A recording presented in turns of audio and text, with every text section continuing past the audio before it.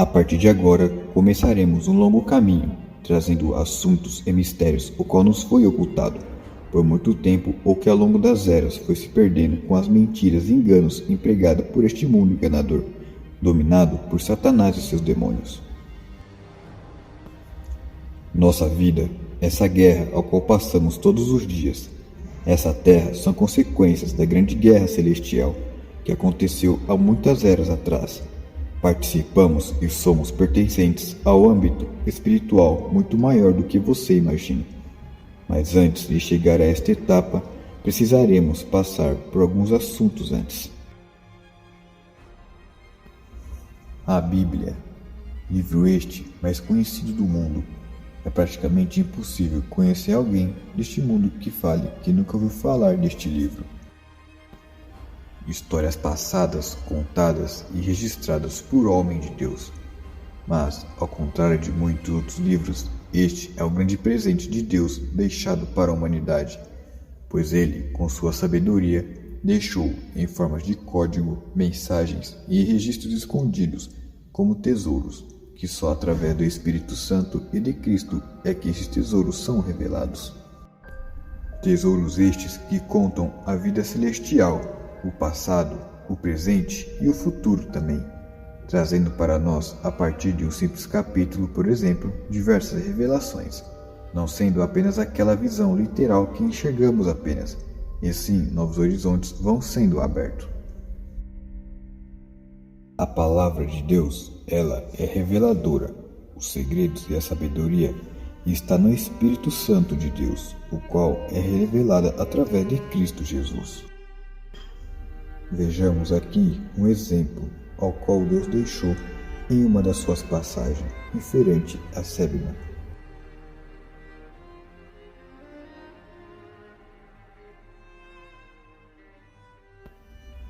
Assim diz o Senhor Jeová dos Exércitos: anda, vai ter com este tesoureiro, com Sebna, o mordomo, e diz-lhe: que é que tens aqui? Ou a quem tens tu aqui para que cavasses aqui uma sepultura, cavando um lugar alto, a sua sepultura, cinzelando na rocha uma morada para si mesmo. Eis que o Senhor te arrojará violentamente, como um homem forte, e de todo te envolverá. Certamente te fará rolar, como se faz rolar uma bola em terra larga e espaçosa. Ali morrerás, e ali acabarão os carros da tua glória, o opróbrio da casa do teu Senhor. Demitir-te-ei do teu ofício, e te arrancarei do teu assento.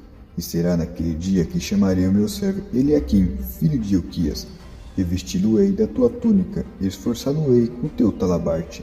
Entregarei nas tuas mãos o teu domínio, e será como pai para os moradores de Jerusalém, e para a casa de Judá.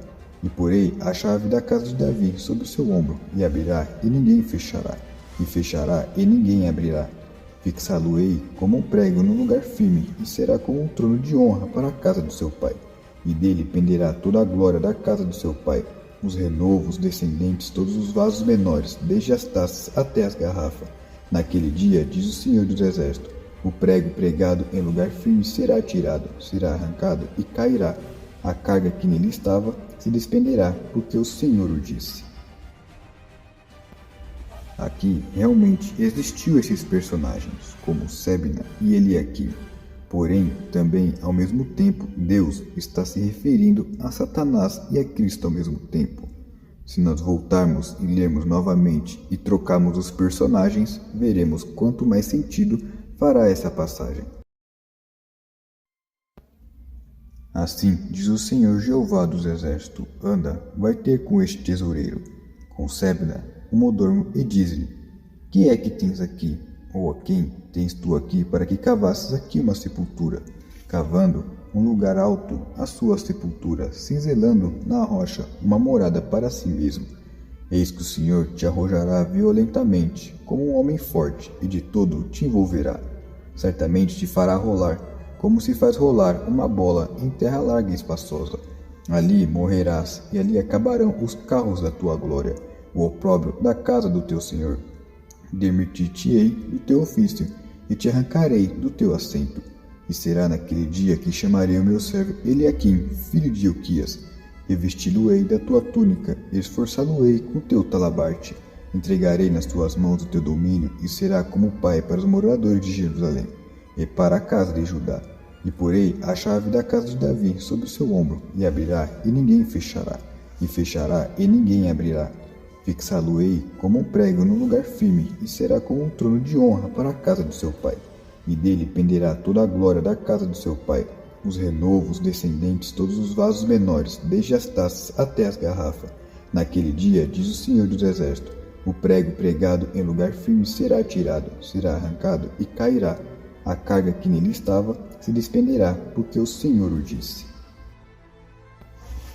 Deus, com tua imensa sabedoria, através dos seus profetas, deixou diversas passagens como essas, comparações com seres que existiu realmente neste mundo, porém se comparando à era celestial.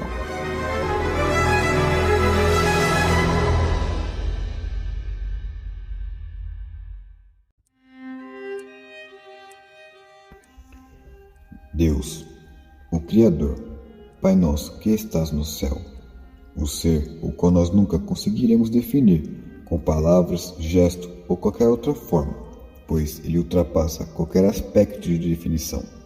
O ser eterno, eterno tanto para frente como para trás. De onde ele veio?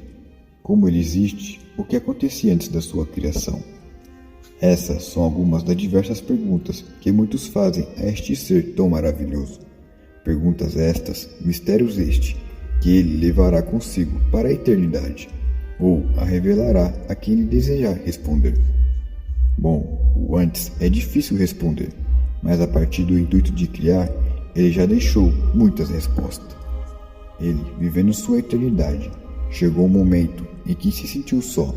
Desejou mostrar sua glória, seu poder e seu amor.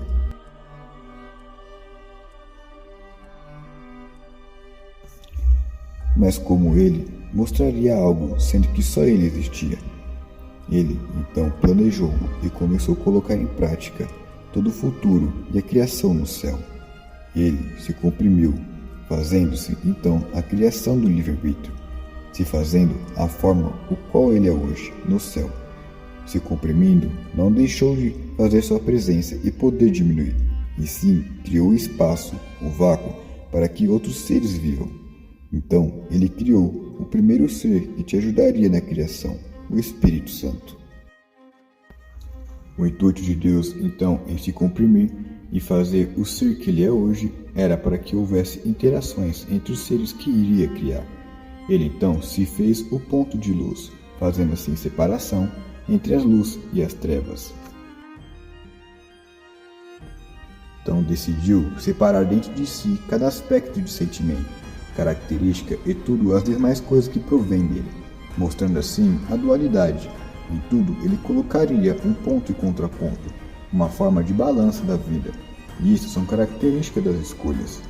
Vocês podem perceber que em tudo há seu ponto e contraponto, para cima, para baixo, direita, esquerda, quente e frio, terra e água, paz e guerra, luz e escuridão.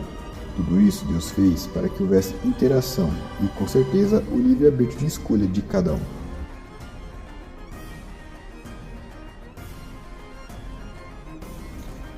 No Espírito Santo, então, depositou toda a tua sabedoria, fazendo assim, desde a criação, o compartilhamento, o amor e a união, a qual Deus sempre amou desde o princípio, e juntos começaram a criação dos céus, fazendo os campos, as florestas, os lugares onde depois de pouco tempo se formaria as nações do céu e as cidades celestiais. Tudo feito com teu poder infinito. A tua criação no céu se relaciona da mesma forma da criação desta terra. Preparou primeiro o terreno, preparou os lugares, para depois colocar aqueles que haveriam de habitar naquele lugar, que são os anjos celestiais. Deus, para demonstrar quem Ele é, não queria fazer de uma forma autoritária, como um ditador.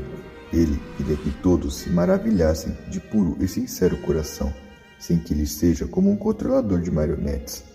Ele, com teu amor infindável, iria fazer com que todos os seres tivessem vida própria. Cada um faria o que quisesse, vivendo a eternidade da glória de Deus. Porém, Ele também é um Deus justo. Não teria como criar livre-arbítrio apenas demonstrando um lado para os seres, apenas o lado do bem. Bom, para explicarmos isto, precisamos lembrar que tudo o que conhecemos, ou tudo o que existe, vem de Deus. Os sentimentos também, tanto do bem e do mal. Ele, no início da sua criação, teria dois caminhos para seguir, ou do bem ou do mal, pois isto tinha dentro dele. Mas ele decidiu e queria mostrar que é no caminho do bem que se tem vida. Então, mostraria e explicaria para todos os seres que iria criar que apenas o lado do bem e a obediência a ele é que as coisas fluiriam. Porém, não iria impedir qual lado queriam seguir. Foi então que colocou à disposição a ciência do mal para todos os seres. Deus então criou leis e princípios celestiais para que todos os anjos lhe obedecessem e assim ocorresse a ordem celestial. Então começou a criar os seres celestiais, cada um no seu tempo. Não foram criados tudo de uma vez. Ele foi formando e ensinando o caminho da paz, mostrando tua glória e falando para não escolherem conhecer a ciência do mal. Criou as hierarquias celestiais e a cada um foi-lhe retribuindo os dons, a qual a todos eles têm no âmbito celestial. Porém Deus, rico em sabedoria, já sabendo que há algum tempo alguém poderia escolher conhecer a ciência do mal, já criou aqueles com característica de proteger. Criou o seu exército celestial, criou os querubins e muitas outras hierarquias no céu. Mas o que seria a ciência do bem e do mal? Deus, como já falamos aqui, o teu intuito em sua criação era demonstrar, através do amor, interação e tudo aquilo que provém do lado da luz, quem Deus é. Assim, também todos louvariam a Ele por causa da sua glória eterna. Porém, Ele também, através da sua própria justiça, deixou livre o acesso ao conhecimento do lado negro da força, o lado da escuridão. Imagine uma grande biblioteca, e um lado reservado estaria ali uma sala com o conhecimento do mal, porém com vários avisos para não ultrapassar, pois ali traria a morte e muita destruição. Da mesma forma que Deus fez o jardim do Éden e o que constitui as árvores, assim foi no âmbito celestial em sua criação. Querubim tem a função de proteger, guardar, cuidar daquilo que foi destinado para ele. O exército também tem a mesma função de proteger sua nação ou proteger aquilo que também foi definido para ele. Bom, se ele protege é porque tem perigo de alguém querer roubar ou fazer algo contra aquilo que ele está protegendo. Então, desde o início, os anjos já tinham a consciência da maldade.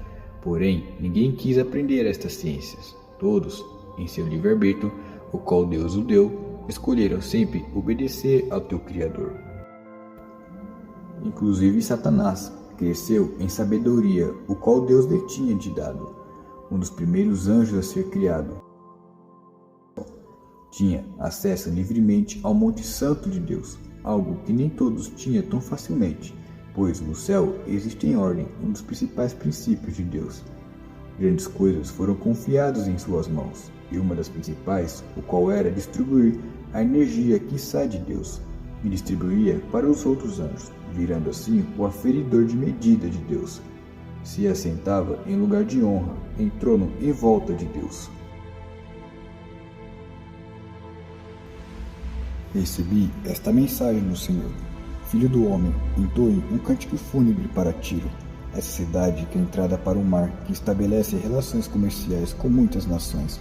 Transmita-lhe a seguinte mensagem do Senhor soberano. Ó cidade de Tiro, você se gloriava, minha beleza é perfeita. Estendeu seus limites para o mar, seus construtores aperfeiçoaram sua beleza. Você era como uma grande embarcação, construída com os melhores ciprestes de Senir.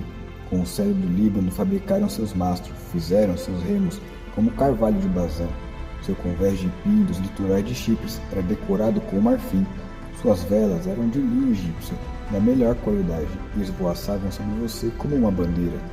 Seus touros eram azuis e vermelhos, coloridos com tinturas litorais de Elisá. Seus remadores eram de Sidom e Arvade, seu timoreiro, homens habilidosos de Tiro.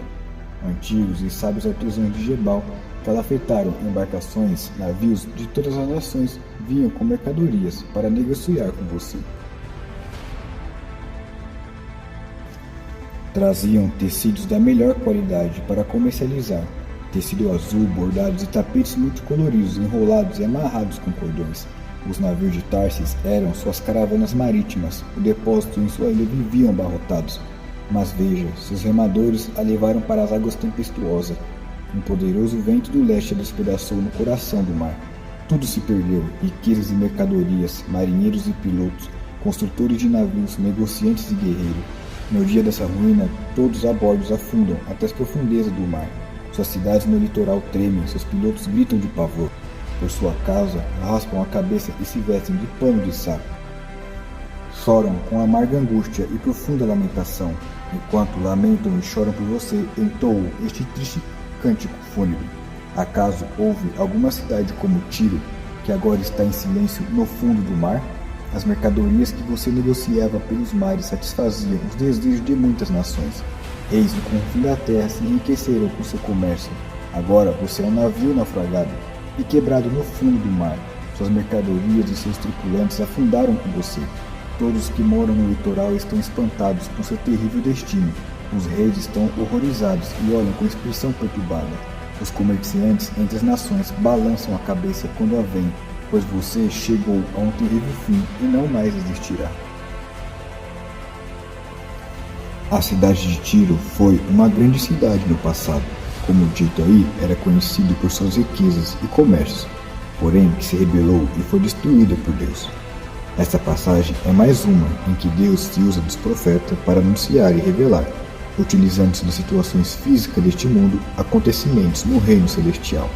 Aqui Deus fala de um povo que se encheu e com suas arrogâncias se achavam melhor que os outros, e veriam a sua própria destruição. Deus comparou sua beleza e riqueza como as grandes embarcações. Esta cidade representa todos os anjos que seguiram a Satanás fielmente no céu. São todos aqueles que lhe serviam e admiravam com sua sabedoria. E assim foi por muito e muito tempo, o céu se enchendo das maravilhas de Deus, cada nação com suas características, cada anjo oferecendo a Deus a honra e a glória que ele merece. A Deus a cada momento se maravilhando da sua criação. Reis foram colocados para governar as nações celestiais, junto com seus príncipes, auxiliando cada um deles. Muitos imaginam o céu uma grande nuvem fofa branca, onde os anjos ficam com suas harpas na mão tocando a todo momento em frente de Deus. Bom, isto é o que Satanás, após sua queda, coloca na cabeça desta humanidade, fazendo com que todos imaginem que este mundo tenha mais coisas e bem mais proveito do que o reino celestial. Porém, este mundo foi feito por Deus, com base em muitas coisas que já existem no âmbito celestial. O que acontece é que Satanás, a partir do momento que ganhou este reino como herança, deturpou e transformou a beleza e as coisas puras de Deus para o lado negro e sombrio, onde quase tudo estaria sendo transformado para o lado do mal. Como Salomão mesmo disse em uma das suas cartas, ele, sendo dos homens mais sábios que já passou por essa terra, de modo que nada há novo debaixo do sol.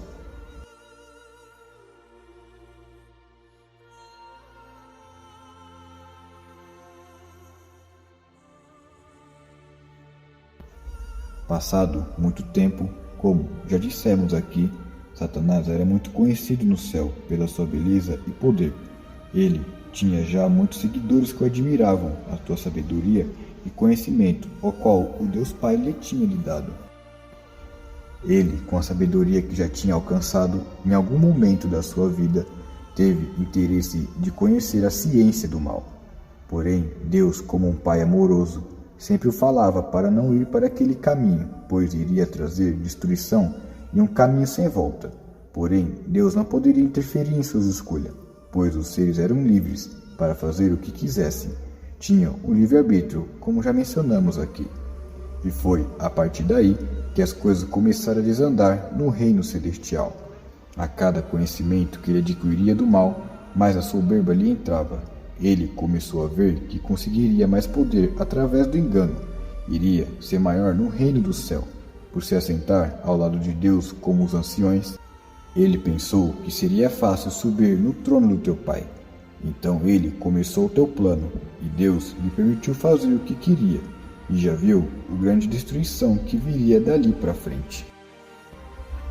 Também recebi esta mensagem do Senhor: Filho do homem, entoe este cântico fúnebre para o rei de Tiro.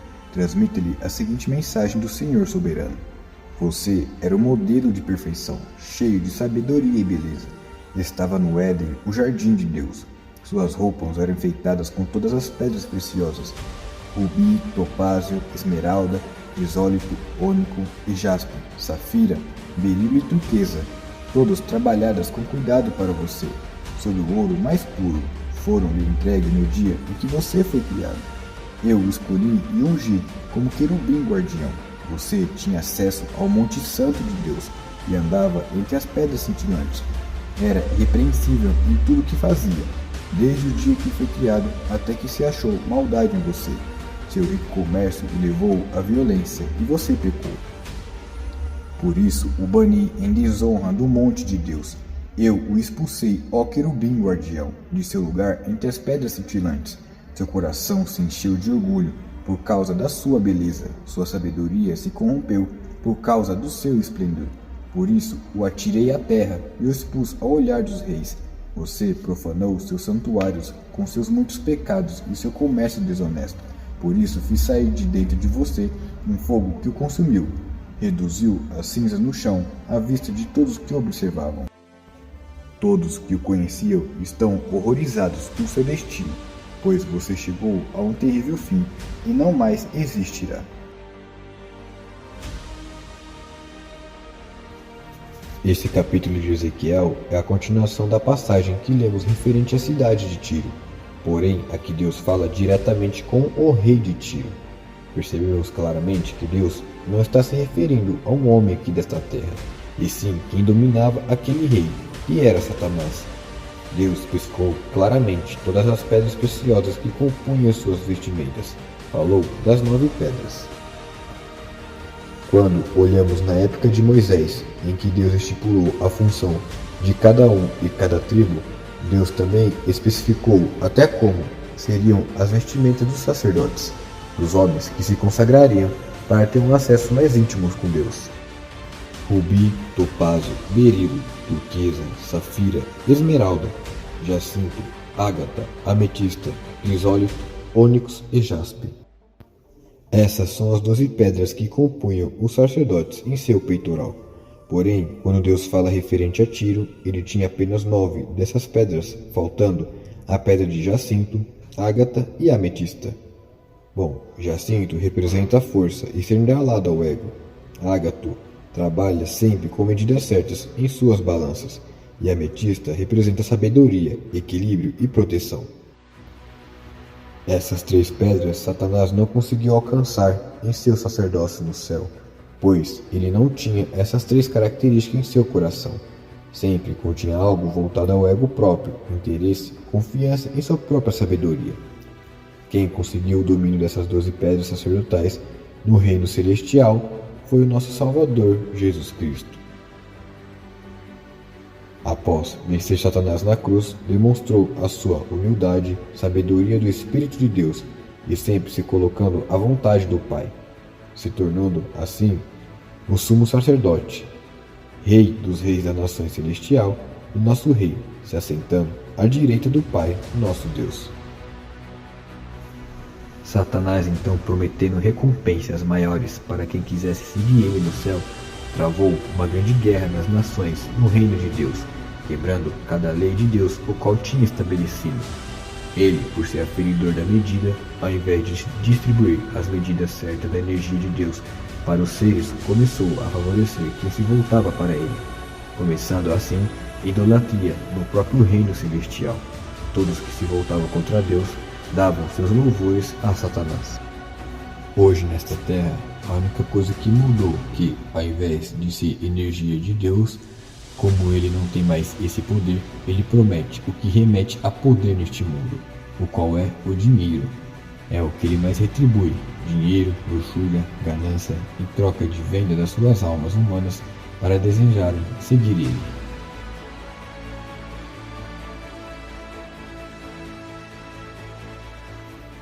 Houve então a grande batalha celestial, onde se formaria 3 grupos no meio deste confronto todo: aqueles que ficariam ao lado de Deus, de Cristo e do Espírito, aqueles que ficaram ao lado de Satanás para conquistar todos os reinos celestiais. Porém, ficou também um grupo, que são aqueles que ficaram em dúvida, onde não escolheram nenhum lado nem o outro, duvidando assim de Deus.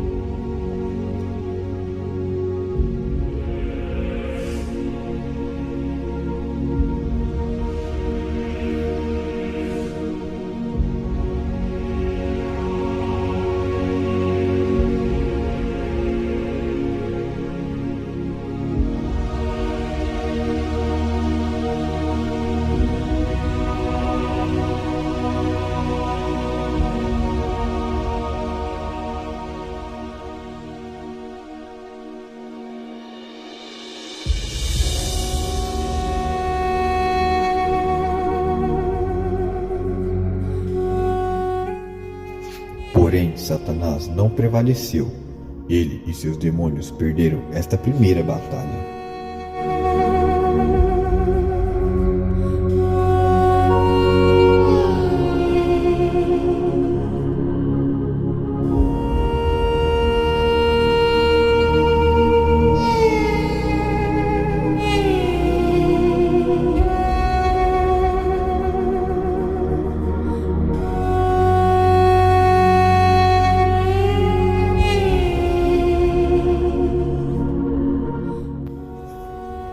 Porém, ele ainda continuava com grande poder e domínio sobre os seus.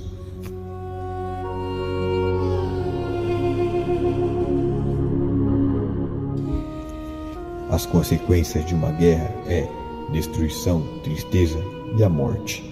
Para Satanás e os demônios, eles não teriam mais perdão, pois quebraram as leis de Deus, principalmente o primeiro mandamento, amar a Deus sobre todas as coisas, e a segunda, amar a teu próximo como a ti mesmo, e junto com tudo isso, a blasfêmia contra o Espírito de Deus. Para o terceiro grupo, que eram aqueles que ficaram em dúvida, Deus, pela tua misericórdia, decidiu em dar uma segunda chance para eles. E quem se ofereceu para trazer aqueles que foram destituídos da presença de Deus de volta ao reino celestial foi Cristo, o qual também foi o grande líder para o lado de Deus nesta guerra contra o mal. E foi por causa de Cristo e por ter se oferecido a Deus que Deus, o Pai, Cristo, o Filho e o Espírito Santo fizeram e construíram o exílio onde esses seres duvidosos mostrariam qual lado definitivamente escolheriam, seguir o lado da morte ou o lado da vida. Mas aonde é este exílio? E quem são estes que passariam por este teste de fidelidade? Eles não se lembrariam de nada do teu passado, apenas viveriam de acordo com o teu coração.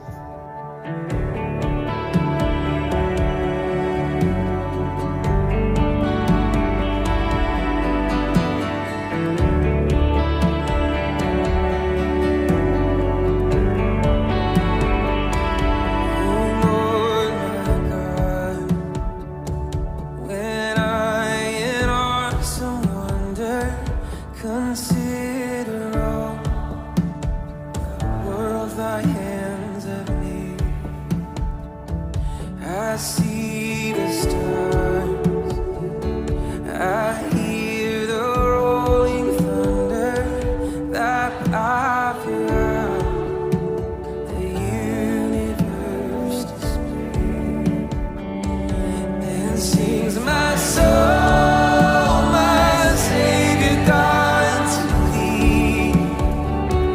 How great thou art,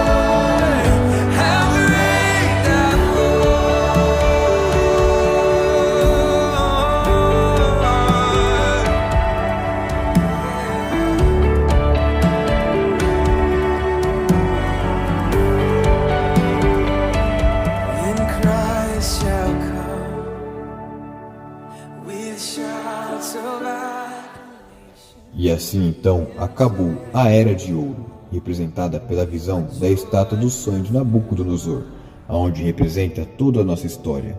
A cabeça de ouro, o qual é a Era do Céu. E hoje estamos na última era, do pé, o qual é o barro com ferro, onde hoje estamos nesta carne, feita do barro, e na era da tecnologia, que representa o ferro, e principalmente a tecnologia para adentrar no corpo humano, para alterar a assinatura de Deus em nós, o qual é o nosso DNA.